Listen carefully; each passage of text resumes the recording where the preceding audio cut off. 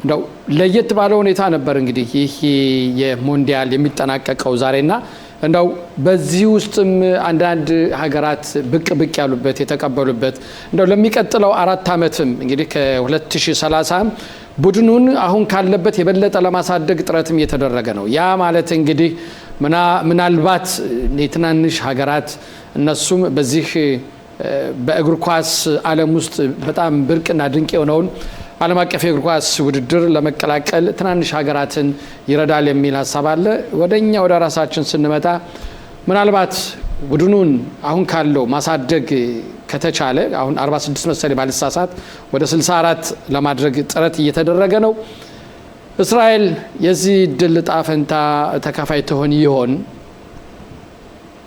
ጥሩ ጥያቄ ነው። ጥያቄው ከባድ ነው። በእውነቱ ከሆነ እስራኤል የምትወዳደርበት ምድብ የአውሮፓ ምድብ ነው። የአውሮፓ ምድብ ሁሉም ኳስ ጨዋታ የሚችል ምድብ ነው። ለኳስ ጨዋታ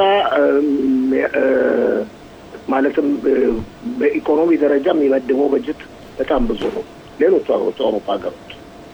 ስለዚህ ለእስራኤል አሁንም ቀላል እንዳልሆነው ቀላል ላይሆን ይችላል። እስራኤል ይህን ያህል በኳስ ጨዋታ የገነነች ሀገር አይደለች። ስለዚህ ውድድሩ ይከብዳታል። ለምሳሌ በፊት እንደነበረችው በእስያ ዞን ብትሆን ኖሮ እንደሚያመለካከት በቀላሉ እስራኤል ማለት ትችላለች።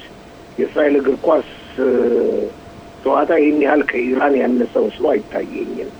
የእስራኤል ጨዋታ ከዮርዳኖስ ከጎረቤታችን ያነሰ መስሎ አይታየኝም፣ እንደውም ይበልጣል። ነገር ግን እነሱ በእስያ ዞን ነው ያሉት። በዛ የሚደረገው ውድድር በጣም በዓለም ካሉ ዞኖች በተለይ የእስያ ዞን በጣም ደካማ ዞን ነው ማለት ይቻላል። በሚያስገርም ሁኔታ ነው ቡድኖች የሚላኩ። አፍሪካን ብትወስድ ከባድ ነው። ለምሳሌ አፍሪካ የምታነሳ ኢትዮጵያ ልትልም ትችላለህ። ኢትዮጵያ እንደ እስራኤል ማለት ኢትዮጵያ ኳስ ጨዋታ ይችላሉ፣ ግን በበቂ ሁኔታ አይችሉም።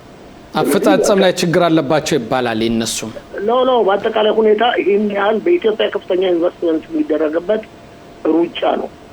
ገባህ? የኢንዲቪጁዋል ውድድር ነው እና በእግር ኳስ ላይ ብዙ እንክብካቤ ያልተደረገለት እስካሁን ድረስ ኢትዮጵያ በነገራችን ላይ ለማያውቁ ሁሉ የሶስተኛውን የአፍሪካ ዋንጫ ኢትዮጵያ ተጎናጽፋለች።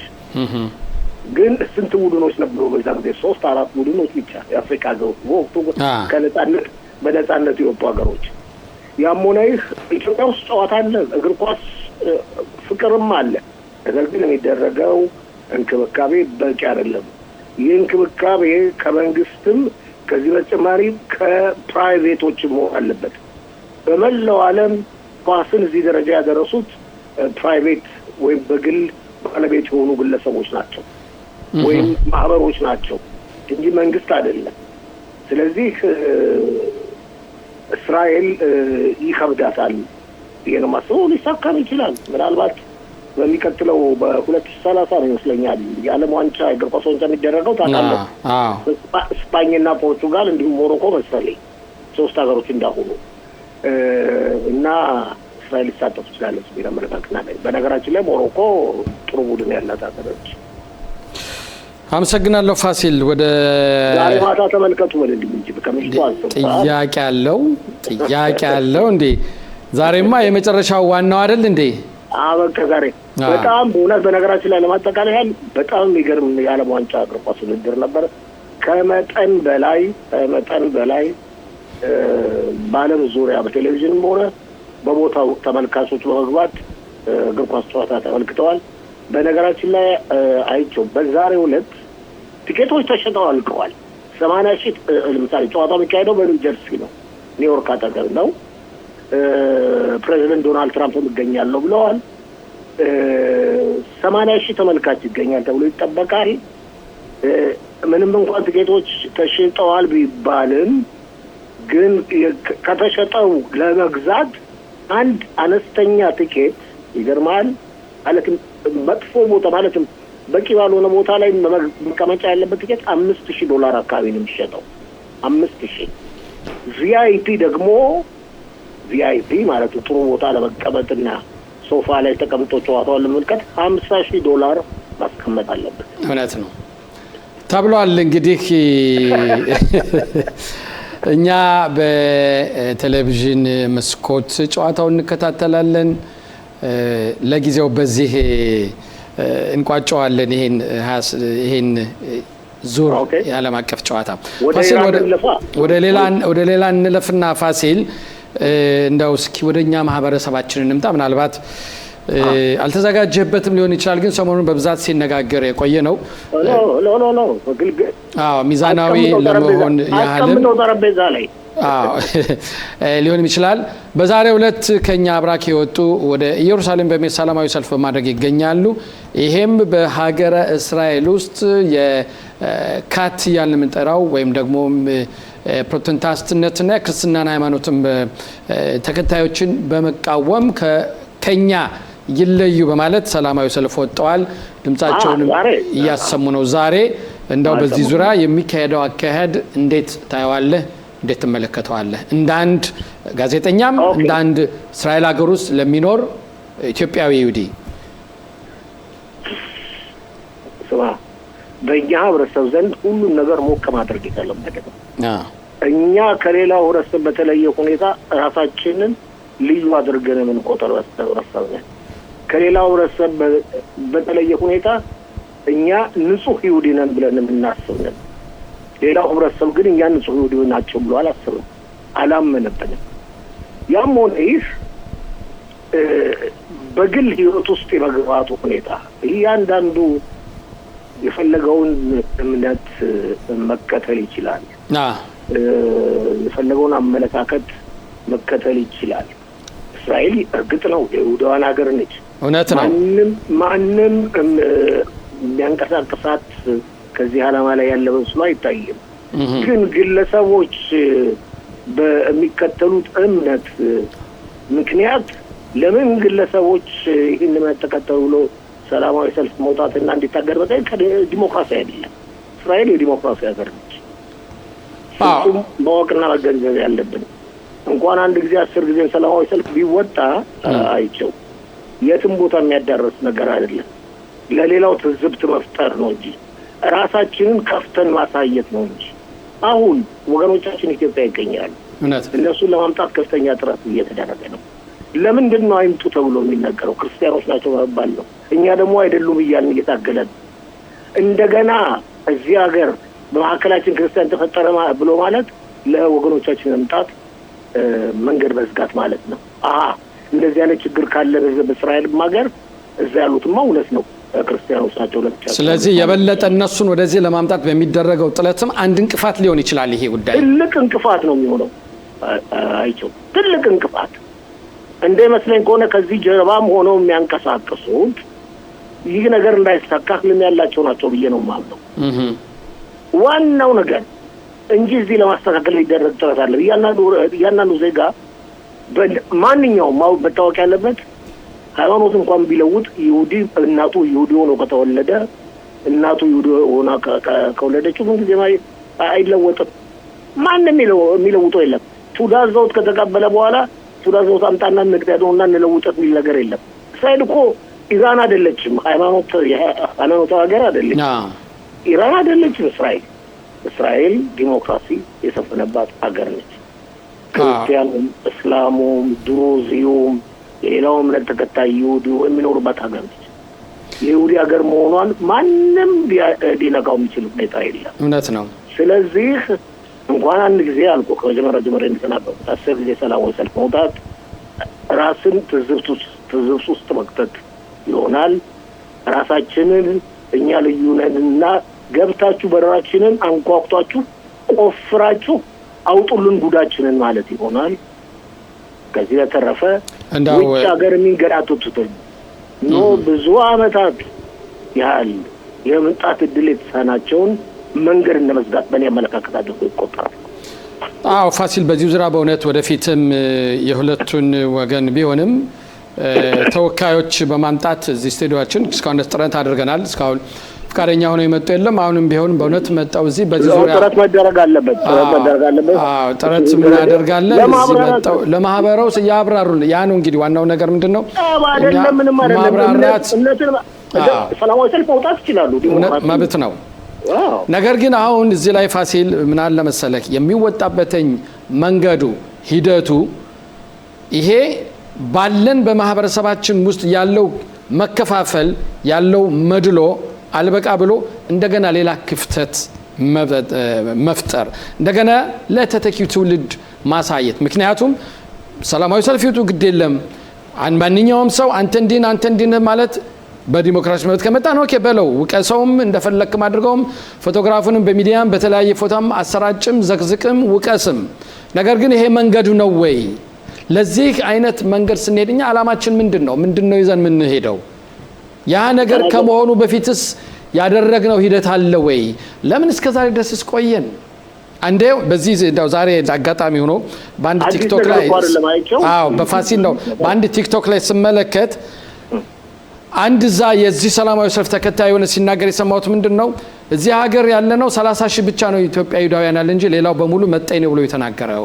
አለ መጤ ነው ማለት እንግዲህ ሌላ አይነት ሃይማኖት ተከታይ እንጂ ትክክለኛ ይሁዲ አይደለም ብለው የተናገሩታል እንደዚህ አይነት ነገሮች አይነት ንግግሮች በሙሉ ይሄ ምን ማለት ነው ይሄን ነው ማለት ነው 30,000 አይደለም ኤፍኤስ 0 ሊባል ይችላል ምን ማለቱ ነው ይሄ ማለት እሱ ራቦዋ ዲዮሴፍ ሆነ እንዴ ጥናት አድርጎ መርምሮ ውሳኔ ላይ ደረሰ እንዴ ዝም ብሎ መናገር ቀላል ነገር ነው እውነት ነው ዝም ብሎ መናገር ቀላል ነገር ነው እሱ ነው ትክክል ነው ብሎ ለመናገር መፈለጉና መጨቆኑ ሌላውን ህብረተሰብ ገደል እንደከተተው አይገነዘብም እንዴ ትክክል ነው ሁላችንም እንግዲህ በመንወስደው በመናካይደው እርምጃ በሙሉ ዲሞክራሲን ገደብ ያደረግን በዲሞክራሲ መብት ነው ይያልን ግን የፈለገውን ነገር ምናራምድበት ነገር የለም አንድ ነገር እናቃናለን ስንል ብዙ ነገር ያበላሸን እየመጣን ነውና በእውነት በዚህ ዙሪያ ሊታሰብበት የሚገባ ጉዳይ ነው መስሎ ይታየኛል እንደኔ አመለካከት ፋሲል እስቲ እኔ ደግሞ በኩሌ ማለት የምፈልገው የትም አያዳርስም ይህ ነገር አዲስ ነገር አይደለም አይቸው ከ5 አመትም ከ4 አመትም ከ10 አመትም በፊት የነበረ ሁኔታ ነው አንዳንድ ግለሰቦች በየጊዜው እንደ ውሸት ተናጋሪ ነብይ ብቅ እያሉ እኛ እንደዚህ ነን እኛ ንጹህ ነን 30,000 ነን 20,000 ነን 10,000 ነን እያሉ በአደባባይ ወጥተው የመናገራቸው ሁኔታ ዞሮ ህብረተሰቡን በከፍተኛ ሁኔታ እንደሚጎዳው አላወቁም ነው የሚለው እውነት ነው ፋሲል ይህ ሁኔታ እነሱ ጉዳያቸው አይደለም ይህ ሁኔታ በውጭ ያሉትና ለመውጣት የሚጠባበቁትን ይሁዳን እንደሚጎዳ የተገነዘቡት መስሎ አይታይም ቢገነዘቡትም ይጎዱ ብሎ ያደረጉት ነገር ይመስለኛል እና ስንበዛ እንጂ ስናንስ ውጤት እንደማናመጣ ለምንድን ነው የማይገነዘበው አንድ ህብረተሰብ ትልቅነቱና ትንሽነቱ የሚታወቀው በዲሞክራሲ አገር ውስጥ በሚያደርገው ኢንፍሉዌንስ ነው እውነት ነው ሊታሰብበት የሚገባ ጉዳይ ነው ፋሲል ወደ ሀገራችን ተጨባጭ ስንመጣ ወደ ፖለቲካው ስንመጣ ክነሴት እንግዲህ ከባለፈው ሳምንት መጨረሻ አርብ ዕለት ወዲህ ክነሴት የለም ተበትኗል ጥቅምት 27 ምርጫ እንሄዳለን በአሁኑ ሰዓት እንደው ምንም እንኳን ወደ ኋላ አካባቢ የክነሴት አባል ዶክተር ጸጋ መላኩ እዚህ ስቱዲዮ ትገኛለች ዛሬ ለሷ አይን ጥያቄ ብናቀርብላትም እንደው ማህበረሰባችን አሁን ወደዚህ እንደው የሚያደርገው ነገር ወደ ፖለቲካው እንቅስቃሴ ለሚወስደው እንቅስቃሴ በሙሉ ወደ ክነሴት ለመግባት የሚያደርገው ጥረት በሙሉ በምን አይነት ሁኔታ ቢዘጋጅ ወይም ቢወዳደር ወይም ቢሄዱ እንደው ውጤት ሊያስመዘግቡ ይችላሉ ብለህ ታስባለህ ወደፊት በሰፊው የምንነጋገርበት ጉዳይ ይመስለኛል አይቸው ለማንኛውም እንዳልከው ጸጋ ስቱዲዮ ውስጥ ትገኛለች ይመስለኛል እንግዲህ ማጠቃለያ ከጸጋ ነው መስማት የምንፈልገው ያም ሆነ ይህ 4 አመት ሙሉ ሳይጠበቅ ከ1 አመት ከ2 አመት በኋላ ይፈርሳል የተባለው መንግስት ወይም ክኔሴት 4 አመት ደርሷል እውነት ይህ በጣም የሚገርም ነው ከብዙ አመታት ወዲህ ለመጀመሪያ ጊዜ ደረሰው ሁኔታ ነው እና በአጠቃላይ ሁኔታ ህብረተሰባችንን በሚመለከት ሁኔታ ላነሳው ጥያቄ የመበታቱና በፓርቲ ለማቋቋም እና ለወዳደር ይችላል ለማለት ሁኔታ የትም የሚያደርስ መስሎ አይታየም በአሁኑ ወቅት ክኔሴት ለመግባት ምን ያህል የመራጭ ድምጽ እንደሚያስፈልግ ሁላችንም እናውቃለን እንደተለመደው በፊት በነበሩ ትልልቅ ፓርቲዎች ራሳችን የታወቀ ነው የሚሄድበት ቦታ አማካኝነት አላማውን ከግቡ ማድረስ ይችላል እንጂ እየሮጠ እየተከፋፈለ እኔ ድምጽ ለማግኘት ይችላል የሚያደርገው ጥረት ህብረተሰባችን ቁጥሩ የታወቀ ነው ምን ያህል የመራጭ ድምፅ እንደሚያስፈልግ ለክኔሴት አባልነት የታወቀ ነው። ሁሉ ነገር ግልጽ ይሆናል። በየአራት ዓመቱ የተነሱ ቢዋሹት የትም አያደርሰው። ስለዚህ ሁሉ ነገር ግልጽ ሆኖ ይወጣል። እንግዲህ በሰፊው ደግሞ ሌት ተቀን ባለፈው ሳምንት ሰዓተኛ እስከ ዓርብ ድረስ የቆየችው ጸጋን በሰፊው የነበረው ሁኔታ ብታነጋግራት ይሻላል ብዬ አምናለሁ። እውነት ነው። አሁን ጸጋም የመጣች ነው። ከተወሰነ ደቂቃ በኋላ እዚህ ስቱዲዮ ትደርሳለች። ለማንኛውም በእውነት ፋሲል አንድ የጠቀስከው ነገር አለ። ከብዙ ዓመት ወዲህ ነው እንግዲህ ይሄ 4 ዓመት ይሞላል ብሎ ያሰበ ሰው አልነበረም። ይሄ አሁን የነበረው መንግስትና አሁን ምንድነው የሚባል የትኛይቱ እንስሳ ናት ፋሲል? ቆይ የትኛይቱ እንስሳ ናት ጅራቷ ይወድቃል ብላ ተከተለች ምናምን የሚባል አባባል አለ እና ተቀናቃኝ ፓርቲዎች አሁን ከክኔሴት ይበተናል፣ አሁን መንግስት ይበተናል እያሉ ሲጠብቁ ነበር። ነገር ግን ይሄ አሁን የነበረው መንግስት እንዲበተን እኮ እነሱ ናቸው መስራት የነበረባቸው። አይቸው በዲሞክራሲ ተቀናቃኝ ፓርቲዎች በተቻለ መጠን የብዙሃን ድምፅ ማግኘት ካቢኔውን መጣል ያለባቸው እነሱ ኃላፊነት ነው። ለዚህም ነው የተቀናቃኝ ፓርቲዎች የተለያዩ ፓርቲዎች አንድ መሪና ሊቀመንበር አለው። ይህ ሊቀመንበርና መሪ በመንግስት ደረጃ ራሱን ችሎ የታወቀ ነው። እውነት ነው። ስለዚህ መንቀሳቀስና መለወጥ ይችሉ ነበር። በተለይ አይቸው በጥቅምት 7 በኋላ ይህ መንግስት እድሜ ያለው ብሎ ያመነ ማንም የለም። ይህን በመጠቀምም የተቀናቃኝ ፓርቲዎች መንግስቱ መጣል የሚችሉበት ሁኔታም በሰፊው ነበር። አልቻሉም።